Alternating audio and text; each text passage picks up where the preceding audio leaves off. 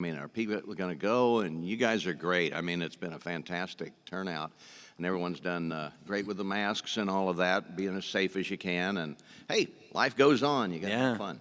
You got to do what you can. I mean, we got to be safe doing it, but Yeah. we're going to try to do what we can while we can. No, it was refreshing to see everyone here. Everyone that I saw interacted with, just practicing consideration for one another, which is the least that you can do in these situations. So thank you guys. All right, I brought it down. Hey, listen. It's now nap time.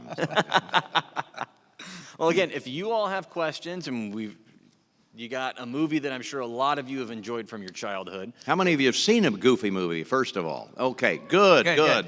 That'll help out a lot. Very much so. That's a good start. Know your subject matter. So if you guys have questions, again, we have the front row up here. You're more than welcome to come on up, take a seat. We'll take your questions up one by one. Do it. Brave Come soul, on. come on Go up. for it. Start us off. Get everybody Jump else. in That's there. always the toughest, the first person getting. I don't want to be first. I'm nervous. Well, first of all, it's actually really pleasant and honestly really awesome to see both of you. I never thought I actually would have this opportunity to see the voice actors in person, so this is great. I wanted to You're not ask- disappointed? Not at all. All right, good.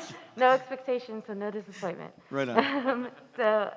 My question to both of you is essentially just, in the Goofy movie, there was a lot of highs and lows and a lot of coming-of-age moments. What was the moment in the movie or line both of you guys had the most triggering response to? Oh, good question. Did you hear that? All right. Mostly, yeah. I think what was the most, what moment is the most impactful? Yes. Gosh, there were so many. And why? It's almost like two different stories. There was the story of the journey in making this movie, and there was also the story itself that was on screen. I met Jason doing a Goofy movie, and he became like my real-life son. You got to kind of put that, and I have a real-life son who was about 5 at the time, and so I could kind of put my son Austin over here, and then Jason becomes my son. And the relationship, and we've been friends ever since. And so you really form bonds with the people that you work with if it works out right. And if the chemistry is right there in real life, it makes it much easier on the screen. And we were lucky to record together. Yeah, too. we did. That's rare these days, and to actually record our lines together. And as a matter of fact, I'm in the process. Did you ever talk to that guy that's doing the documentary? No, not yet. Okay, he'll be calling you because there's a guy that interviewed me recently. I think he's related to Kevin Lima, the director of a Goofy movie, and he's doing a making of. Oh, fantastic. And of a Goofy movie. Of a Goofy movie. Sure as hell hope they call me. And yeah, I'll make sure they do. I think he was intimidated, but anyway, he came over to the house and recorded me for a couple hours, and he's got some footage that I had no idea existed. Like I had no knowledge there was any films of me doing Goofy during a Goofy movie. Really? And they had the live action sequence where they have the Powerline concert, and Max and Goofy and Powerline were dancing. They had real dancers do that. Yeah, and yeah, They've got yeah. the footage, and they're going to be putting that in. Oh, I'd They've love to got see that. All of this kind of stuff that I had no idea existed. But as far as impactful moments, it was different because before we hadn't had to have Goofy be a caring father, and a lot of emotional baggage that he was carrying in this movie we'd never done before. So dealing with that and still keeping it goofy was the most important thing for me.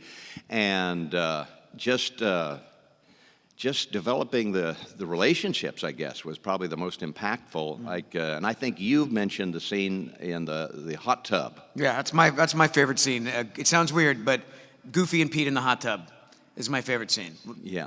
And mine is Lester's Possum Park, which we got to recently recreate live action. Yes, did anyone see this? Do you know what we're talking about? If you go on YouTube and you type in Lester's Possum Park live action, it's me and Billy as Goofy and Max We did that just like half a year ago or something like Yeah, it went up to, but it's all live action. The guy who did it, like, did the CG animation portions of it. It was fun.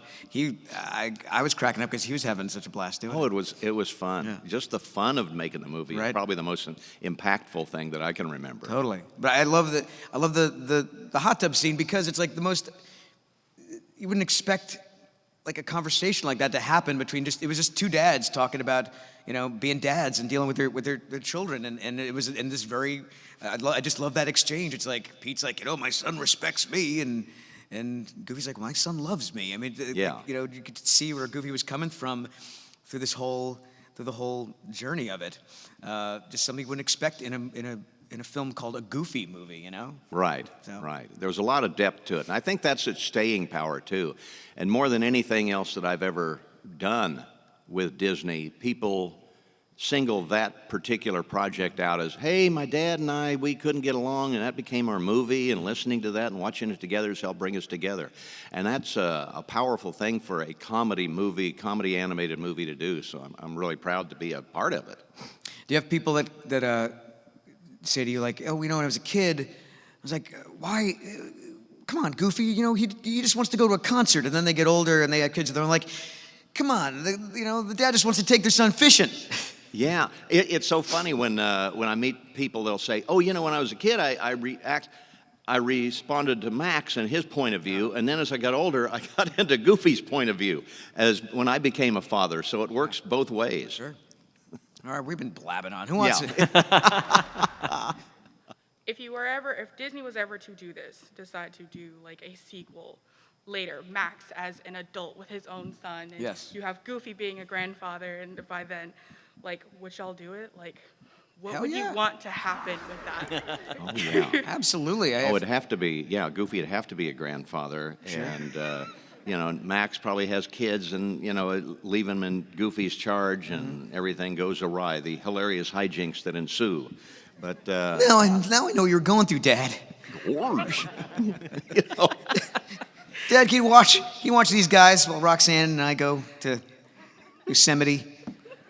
We need a break. Yeah, just leave them there. Leave them the grandkids with Goofy. But then Max would be Goofy because he'd be leaving his kids with Goofy. Yes. That would be kind of tough. Yeah, there's a lot of that would be the most obvious sequel, and we need to do a sequel. It's about time, I think. It's about time. Tweet about it or something. I don't know who's in charge over there. Yeah. Yeah.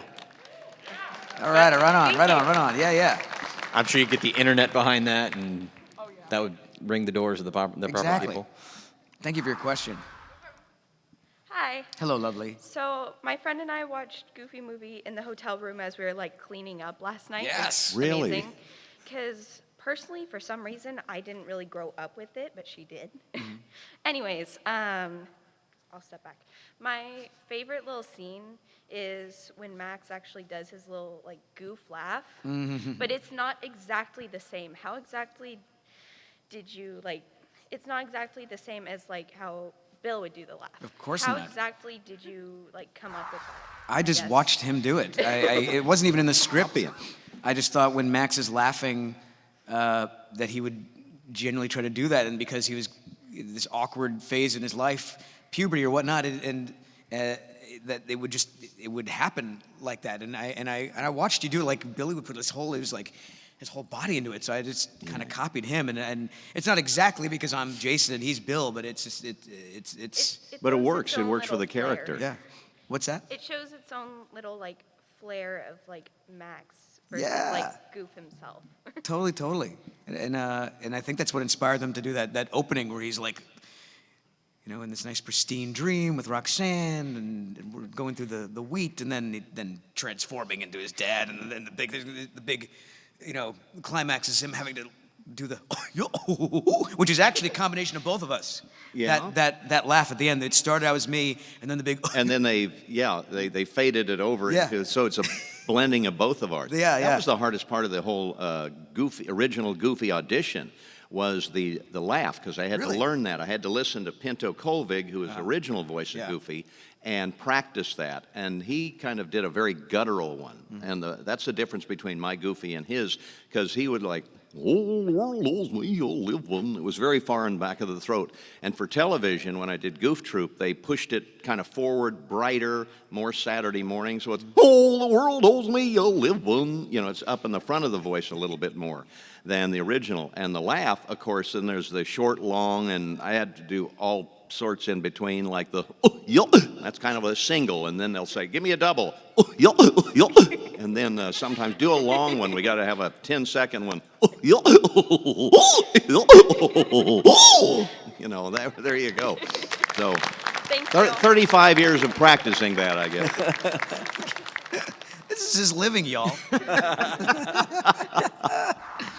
Hey, man, what's going on? Hi. So first off, Goofy movie is like one of my favorite Disney movies. Thank you, friend. It's better than Frozen. Sorry. I have two questions. One for the both of y'all, and one for Jason specifically. For the general Goofy movie question, what is y'all's favorite moment from the movie? Oh, sure. Yeah. I think you mentioned the hot tub scene. and Pete in the hot tub. Lester's Possum Park. Yes. And one of the reasons is because a great character actor, Pat Buttram, was in that. He played Lester, I guess. And he said, like, "Here it is," you know. And he was on the show Green Acres and stuff, and he did like the Sheriff of Nottingham and Robin Hood and a bunch of other characters. And but he was a great character actor, and I got to sit around and talk with him about an hour before I went into the studio. And he was this animated guy. He was great, and he was working out material. Bill, it's nice to talk to you today. We're going in there, and that was his regular voice, kind of and he was Gene Autry's sidekick in old movies in the 1940s. And he was just a character act, great. And so it's always nice when I still get like, you know, in awe of certain people that I meet, and he was one because I'd done that voice ever since I was a teenager, practicing voices and doing impressions and stuff. And to actually get to work with him and hear it come out of the original was a great thrill for me. So Lester's is my favorite scene. Nice. Yeah, speaking of people we enjoyed working with, I liked working with Pauly Shore. He was big deal back then. He's still a big deal, you know. I think he'd like to be more of a big deal, but he was a big deal to me. I loved Encino Man and Son-in-Law, and I got to work with him, and he was very present. He signed a poster for me, and then we got to do a con with him. Yeah, I think it was in Portland. That wasn't too long ago, a couple of years or so. It was a trip. I dig it, and I was pleased that he became part of that. Buddy, here's a leaning tough cheese up, buddy. All right. But yeah, they both sound like good people. What's your favorite moment in the movie? Do you have a favorite moment? When they're going down the river in their truck. Really? That's kind of the big kind of apex moment in the movie where they're going down there and they got to get all their stuff working out while they're just heading down river over a waterfall and stuff. Interestingly, my son, who was 5 at the time, we went to an advanced screening, and which was terrifying for me because it was in the Disney building, and like I was sitting here, and like Michael Eisner was sitting there, and Jeffrey Katzenberg was right there, and some of it's still in what's called pencil test. It's not even colored in yet, but it's just a rough cut. And I'm thinking, God, I hope they like this thing and everything. And we got over the movie ended, and as I walk out, and my son was with me, he was crying a little bit. And I said, "What's the matter? Didn't you like the movie?" And he said, "Well, when Goofy was going over the waterfall, I thought that was you." And so it messed him up for years. No, he didn't know if he was Jason's brother. People say, "Hey, is Max your brother?" And I didn't think I had a brother. So, is Goofy your dad? No, yet I don't know. It screwed him up for years, and he's a drummer now. So That's very adorable. But for my question for Jason, you are Haiku from one of my favorite Ghibli movies, Spirited Away. That's right. You can call me Master Haku. Thank you. My question is, how did you approach Spirited Away? Because Spirited Away is like a massive movie and it's like a massive world. And how did you try to fit yourself into this zany cast of characters? With absolute ignorance. I had I had no idea. I had not heard of Miyazaki-san. I didn't grow up watching a lot of anime, so I wasn't too familiar. I remember auditioning for this in my closet at home, and I just had the description. He was a young boy. He was 14. He had an old soul, sort of soft-spoken, and I did my best. And then a couple months later, I found out I booked it. And when you do it, I mean, we're all familiar. This is Anime Con. We know what the anime process is for an English dub. We do it to the picture's already done, and we kind of match the lip flap, the performance to the lip flap there. So I did that. I took like 2 days. How I got thrust in the story was just they only showed me Haku's scenes. They couldn't do the whole movie. It would take forever. So I only saw Haku's scenes, and the directors would kind of guide me and explain what would happen beforehand, where he was going, and Haku has to be a little curt to Sen at the beginning, but don't worry, he'll reveal himself as a hero later on. Just guided by it was the Japanese to English writers who helped guiding the movie, and then a few months later saw it, and then I realized, wow, this is really intense. It's amazing. I see what the big deal is. At the time, they explained to me like, yeah, Spirited Away is making more money than Titanic in Japan, and Miyazaki-san is like the Disney of Japan, and I understood why after seeing it, and it won the Academy Award. No thanks to me. I mean, it was an Academy Award-winning movie with or without me. But it's humbling for sure. It's a great movie. Thanks, y'all. My pleasure. Thank you. What's going on? Good morning. Hey, good morning. How you doing? Real good. Real Awesome. Thank you for being here. So, I wanted to know kind of what did it look like for both of you, the process before you started recording the movies, like the second movie and the first one. What did it look like talking with Disney when they either approached you or you auditioned for the project? What did the kind of before the movie look like for you? Well, Goofy movie had kind of a long history even before it started. I did a series called Goof Troop in the early 90s. There was DuckTales, then there was a DuckTales movie. They were going to do a Goof Troop movie is what it originally started as. And we actually recorded it. And about that time, the original voice of Max, Dana Hill, had passed away. And of course, for this is years later, so they needed an older voice, and Jason filled that beautifully. But so it started as a Goof Troop movie. We recorded that. It didn't seem to have legs. It just didn't record. And that was like 2 or 3 years before we really started getting into a Goofy movie. Then about 1993, we got a script for a Goofy movie. And that's when I did the songs and met you, and we started kind of recording in earnest. And yeah, I'll tell you a lot of things. This is kind of the inside stuff. When it started, originally I found out much later on, that they didn't want to use me as Goofy. They wanted a celebrity because Jeffrey Katzenberg was big into celebrities, real voices. This is real. So they wanted to change Goofy's voice to a real voice, more similar to Max's real voice. And so they had actually talked to Jim Varney and Steve Martin to do that. And I think they actually even have some footage of Steve Martin doing that. Wow. But it just didn't fly, didn't work. So I go in and do it. So we start recording for about a week or so. And then they came to me and they said, Jeffrey thinks you sound too cartoony. And I'm doing Goofy. They want you to do it in your own voice. You mean the voice I'm talking to you in now, not gosh, howdy. It's like, gosh, howdy. Howdy, Max, how you doing? Yeah. So I had to record some scenes for better part of 2 or 3 days. Yeah, I remember that. Yeah. And in my voice. Wow. And I'm trying to split the difference, get more Goofy. I'm thinking, don't people want to hear Goofy if they go to a Goofy movie? I was losing sleep over it, the whole thing. And at the time, they had on the Oscars, they had a presentation with an animated Snow White. With, I think, Rob Lowe, presented for something, Best Animated Movie or whatever.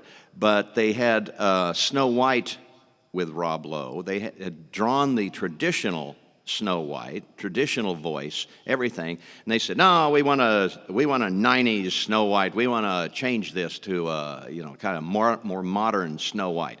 So they had one that was saying things like, hey, Swifty said, my agent said this would be good for me to do, and no one would know it was Snow White, really. And they got so much hate mail that Michael Eisner and Roy Disney found out what was going on our set and said, no, don't change the classic Disney characters. It ain't broke, don't fix it.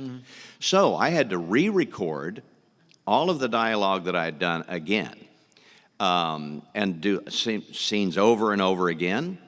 And then they did that to Jim Cummings as well. Later on, they said, well, Pete sounds too cartoony, and they brought in Earl Bowen and a couple of other guys to do Pete's voice. So it's around the barn back to the start.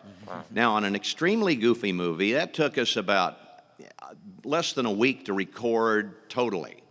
A goofy movie, I recorded off and on for about 2 years. Scenes where then they'd rewrite get rid of certain storylines and subplots and things like that. And it was like around the barn, and they finally came back to where they started. And yeah, 40 days of recording on a movie is a lot over a 2-year period. But I think the test of time shows that it was the right move. By trial and error, they could have saved a lot of time, but I enjoyed the paycheck, so that was okay. But it was difficult in a lot of ways in that creative process and trying new things. And they didn't change you. Thank goodness.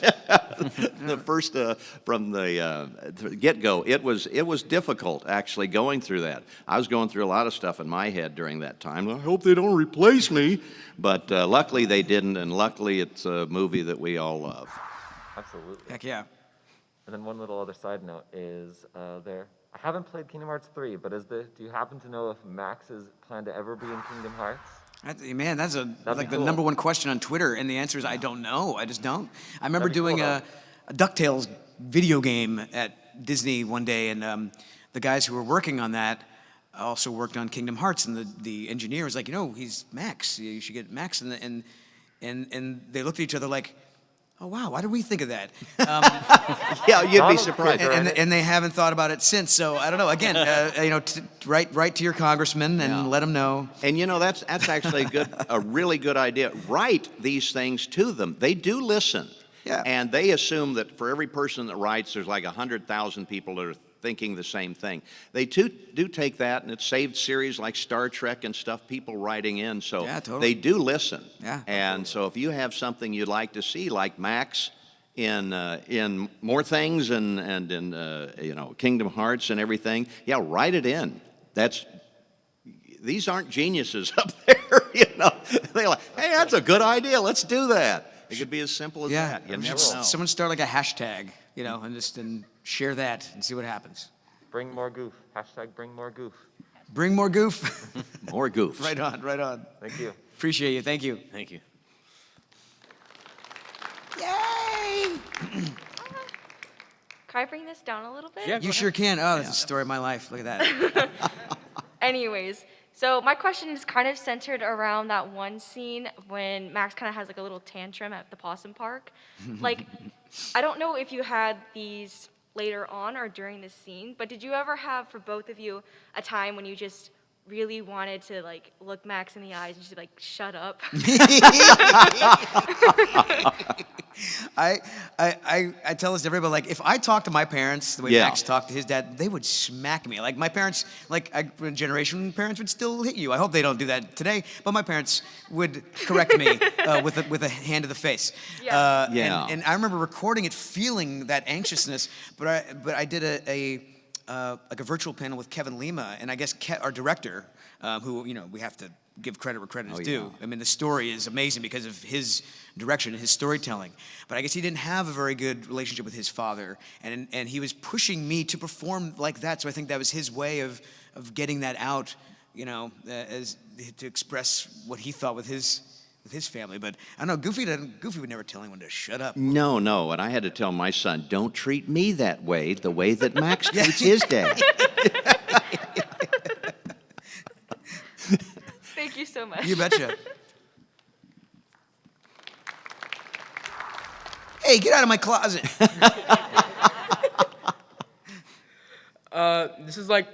This movie definitely means a lot to me because usually I can't go through like a whole movie without checking my phone or something.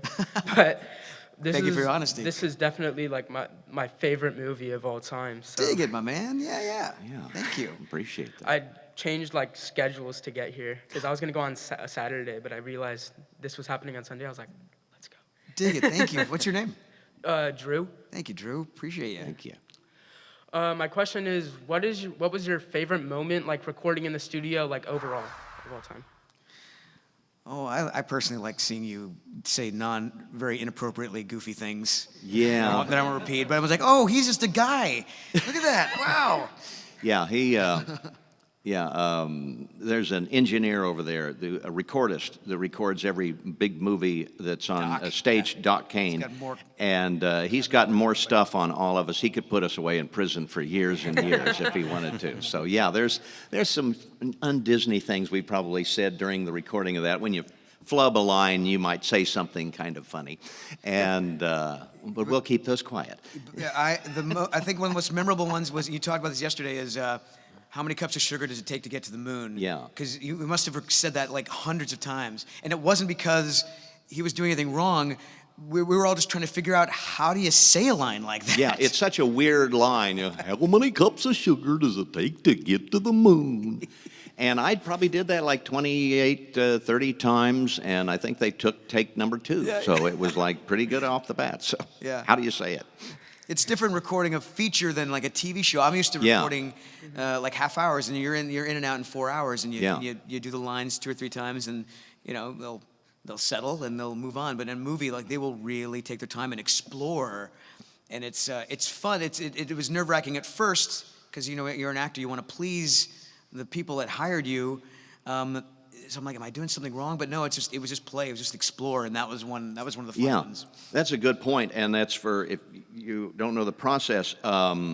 Like now, we record singly, and I have a studio at my house. During COVID, I did all my stuff, the television series from home, and you just do it via Zoom, and you got a microphone and your script, and you do the lines. They'll say, go to line 8, and I go, "Gosh, howdy, Max," and howdy, Max. Howdy, Max. And then they'll give you a direction like, okay, Max is running by the door and he's going out the door, so you got to yell after him, howdy, Max, gosh, so you adjust it in your head, but you're not watching anything.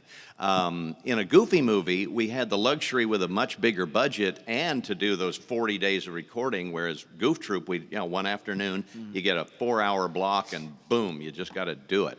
And in that series, we didn't even get the script ahead of time. They here it is, let's do it, and boom, it's cold.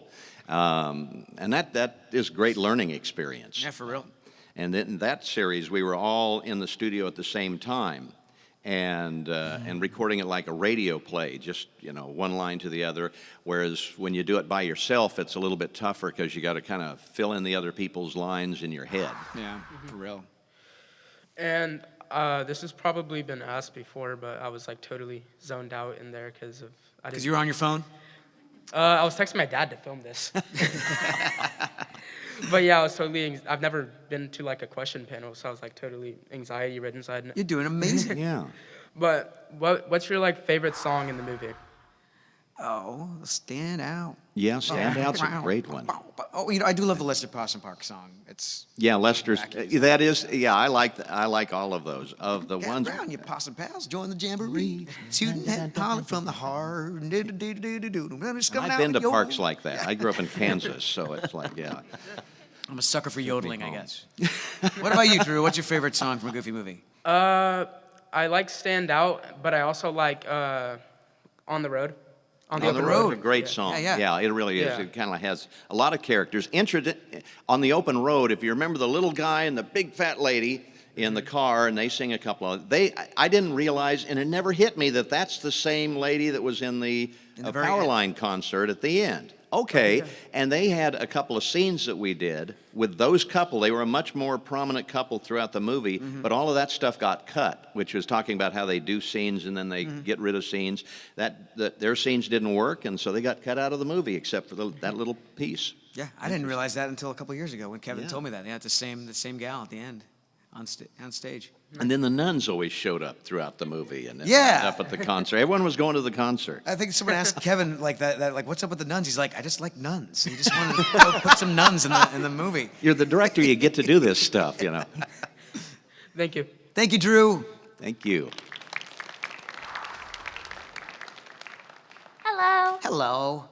So I was wondering what your journey was like, both of your guys' journey to being a voice actor, and what is your favorite part of voice acting? Dig it. Go. You want to go? What's my favorite part of voice acting? Your journey to the becoming journey. who you are. Well, I was just a weird kid, and I would. You still are a weird kid. I still am. We're all weird kids, and I would, watch television, and then I would just kind of. I just kind of found that I could kind of do impressions, and I would watch. Much more in Disney, I actually watched the Warner Brothers characters, and I would see Bugs Bunny and, oh, brother, what's going on? You're despicable, and then practice these things. And I'd come to dinner with my parents, and I would do weird voices like comedians. I'd see George Burns, I hope we have some mashed potatoes now, and that's something's wrong with him. My dad he had no idea. And, but it became funny to my friends, and they would when I got old enough to drive, we'd go through Burger King, and they'd say, order in a weird voice. Like a scotch and soda with my Whopper, and then they'd laugh and everything. It was a big joke. And then I got into radio for a number of years, and I would invent characters because small town radio let me do whatever I wanted to. And at the time, there was a DJ named Wolfman Jack, who was he had a big deep voice, got like this. And I would say, hey, and Wolfman Jack's our special guest tonight. And Wolfman, how you doing? Well, we're going to be playing some stacks of wax till dusk till dawn, baby. Oh yes, it's a rock and roll. Thank you, Wolfman. It's okay. We'll be back after this. And so I got to do all of these weird characters, not knowing there's copyright laws and stuff. And but they didn't care, and small town radio gave me a place to be bad, which is, I think, anyone that wants to get into show business needs a place to be bad, because you're always bad before you're good. And radio was that for me. Then I did 5 years of stand-up, where I kind of did impressions and stuff like that.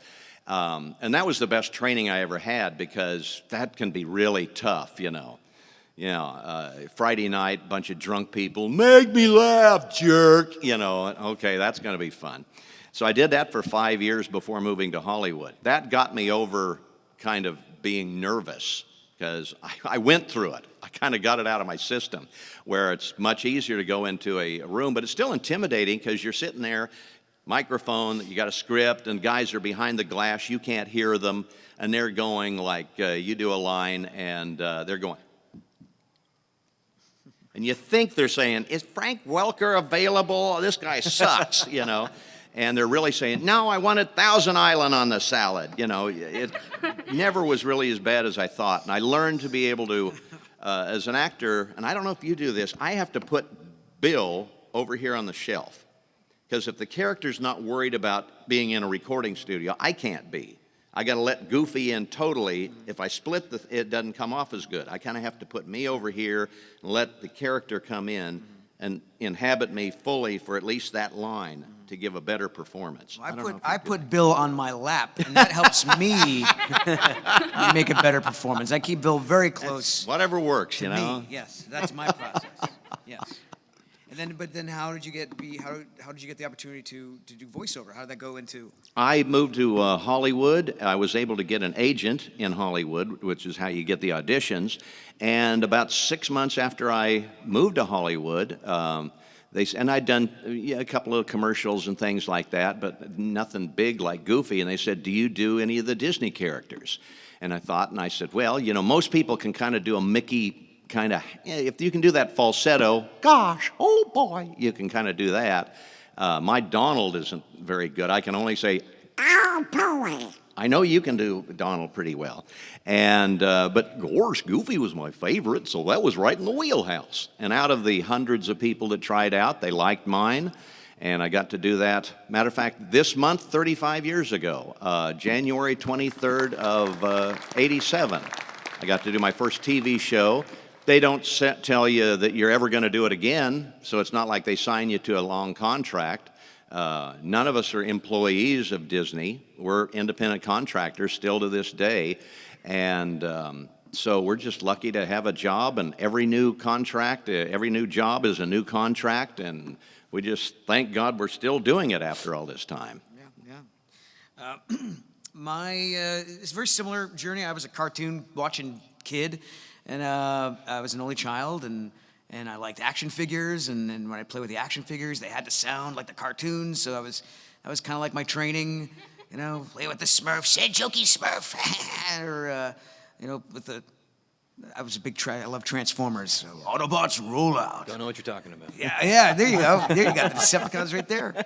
I'm from Rhode Island originally. My dad got a gig in Fullerton, California, teaching ballet at Fullerton College, so we relocated there. Someone suggested to my parents that your son's adorable, you should get him into acting. My mom went, cha-ching, what a great idea. They put me in a workshop for 12 weeks. It was all ages. And from that workshop, they sent me to an agent. The agent signed me that day and immediately started saturating me on audition. So a little bit of right place, right time, maybe a little talent. I don't know. I had a lot to learn for sure, but voiceover was something I always had an aptitude for. The very first cartoon I ever did was Disney's Adventures of the Gummy Bears. I was 12, and so I was very comfortable in a studio. And as I got older, I wanted to nurture a little bit more character-y stuff. So my agency had two divisions. They had a youth division and an adult division, and I wrote this monologue. I was a big fan of Aladdin when it came out. It was one of my favorites. And I heard they were doing a TV series, and Robin Williams wasn't going to do it, so they're looking for a genie. I'm like, well, let me try that out. So I wrote like a monologue, doing as many impressions as I could, fit it in there as like a genie monologue, read it to my agent. They immediately sent me upstairs to listen to this. They not only got me an audition to read for it, but they signed me, and I started immediately going on to more saturated, more advanced voiceover opportunities. Is one of those things. Like I said, I feel very comfortable around the microphone as I would, performing behind a mic as I would on a set. It's all just performing. Is anyone else interested in being a voice actor? Yes. Okay. Yeah. Well, just the short of it is it's about acting. I mean, yeah. It's great if you can do an impression, but can you perform with that impression? That's the misconception. Yeah. The acting is more important than the voice. Yeah. I feel like I'm going on a tangent. Yeah.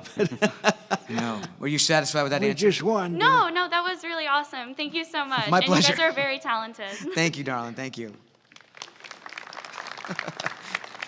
They had to do this panel on Sunday morning. Yeah. Like after Saturday night. I'm bringing my C game. Yeah.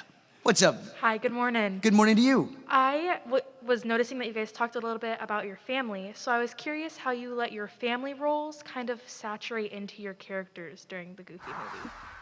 Oh, good question. Yeah. How do we let it saturate? Well, you had kind of mentioned, being a parent. You're a parent to a 5-year-old. I didn't get any go for it kind of stuff. My parents were very, Midwest Kansas. Everyone I asked, I'd like to go to Hollywood and I'd like to be in the movies. And you don't want to go to them. Mafia owns Hollywood. You don't want to work for them. And it was like a million miles away. That's why I started in radio, because I figured it's something I could do that they actually did in Kansas. And it took me years to get up the guts to come to Hollywood and give it a shot. But as I tell, and I teach students all the time about voiceover, and I say, the main thing is you can ensure, you can never ensure success in any business, but you can always ensure failure by not trying. So you just got to kind of overcome those fears and doubts and, things that keep you from doing things, and just do it. And keep doing it. And the more you do it, you get better. my son said, you got to practice 10,000 hours to be a master at anything. So, yeah, get started. It's going to take a while. Sure. But the more you do it, the better you get. I was 18 when I recorded a Goofy movie, and I don't know if I had enough life experience or as an only child, family experience to adopt into that. It was mostly just listening to my director and being guided. And that's just kind of what I brought to it. Like I said, I would never talk to my parents the way Max talks to poor Goofy. I mean, I felt bad. I did not like talking to Goofy like that because Goofy is just. I went home and cried. So I just channeled myself as a performer and used that. Awesome. Thank you, guys. Thank you so much. From the space station, we have. Someone working for NASA. Hi, my name's Michaela. Hi, Michaela. I was late, so I don't know if this question got asked already, and I also have no sense of time. So I was just gonna ask, what was it like working on a Goofy movie, or just with Disney in general? I love when people ask, what's it like working with Disney? I wonder what the expectation is, free Disney rides at Disney. Yeah. Well, you said they didn't pay for your Disney Plus, so. They did not pay for my Disney No, Plus. no, they No. don't. No perks. To me, of all the studios I've worked with, Disney is most like a family. I mean, I've gotten to be personally friends with most everybody that I've worked with at Disney, and they've become close personal friends as well as performing partners. That's different than about any other studio that I've worked with. And that's probably the biggest difference. And obviously, I work with Disney the most, so I'm most familiar with those people, and you get to be friendly and everything.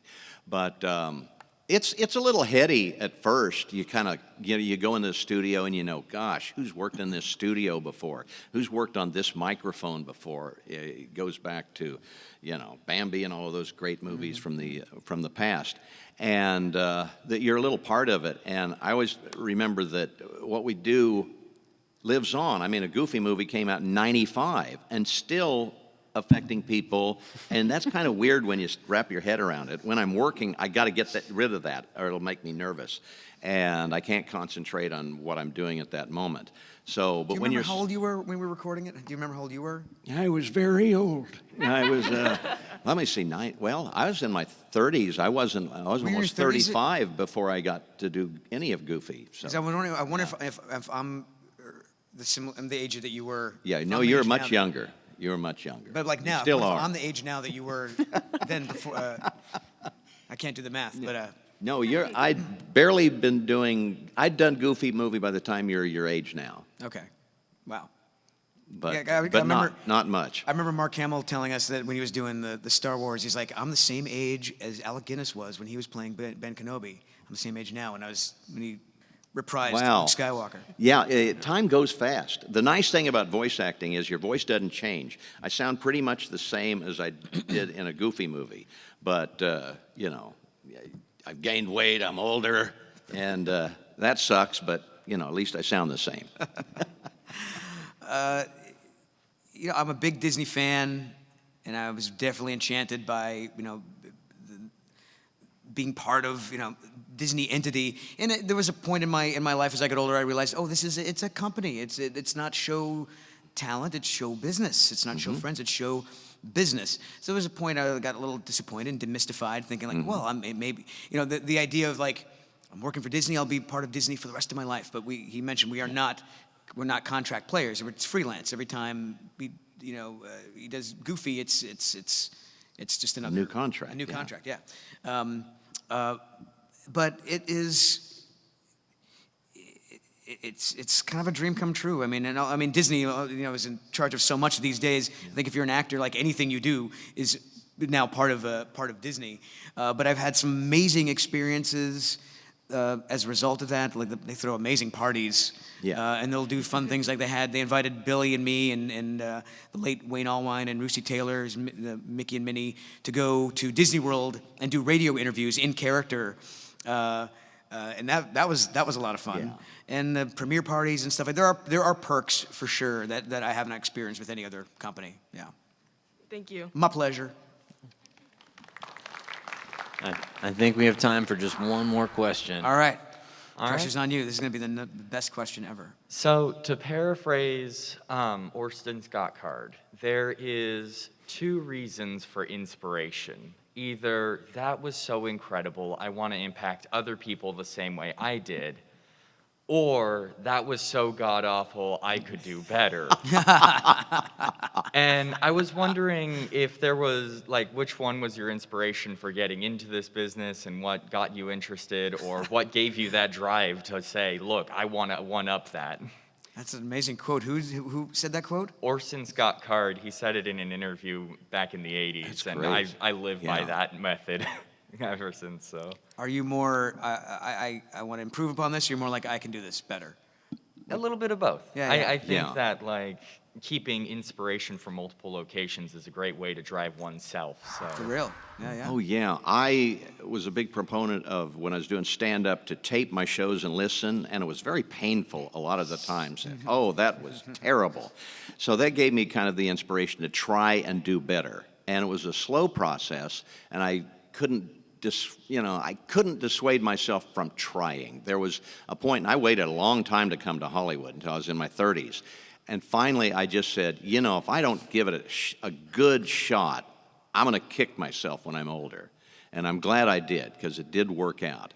But yeah, everyone's full, at least I was full of self-doubt and thinks, God, can I do this? Am I going to make a dent in this business? I mean, there's so many great people that I admire. Can I be on their level or even in the room with them? And it's worked out, but against a lot of my inner voices. So I had to fight my own, fears and all of that to do it. But by facing your fears and doing it, you kind of overcome those fears. And now it's because of people like you that come up to our table and said, a Goofy movie really meant something to me and my dad. We couldn't talk, and now it's like our movie and everything. That means so much that it's kind of like beyond us. It's out there, and it'll always be there long after we're gone. There'll still be a Goofy movie and all of the work that we did. And I don't take that lightly. I just try and do the best job I can, and hopefully that I can maintain the quality for as long as I can. I love the question. I love the quote, and I'm like you. Like I definitely approach it with both sides. I'm fueled by inspiration. I live in Nashville, Tennessee, and I moved there because I was completely blown away by the local music scene there. I mean, like people who are pouring their guts out on stage, sometimes like 6 people. I'm like, man, do I have that in me to do that? I'm constantly inspired by other artists and other greatness. And then I'm also, I'll see Mario Lopez. I'm like, I could do better than that. Come on, that guy. Hey, Mario, if you're watching, I love you. But yeah, my ego is also like, I could do better than that. How can I put myself in that situation? But I'm also just fueled by my excitement and my love for what I do. We're very privileged to be in it. Look, we did a movie called A Goofy Movie, and now we're touring the country like rock stars. I don't take that for granted, for sure.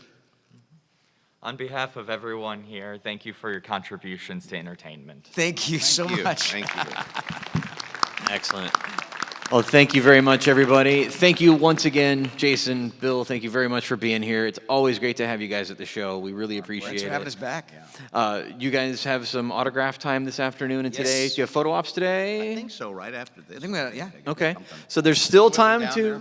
Yeah, there's still time to say hi to Jason, say hi to Bill down at their autograph booth. If you want to get a photo op, those are still available. So thank you all for being here. Please give a big round of applause to our guests. And thank you. Thank you.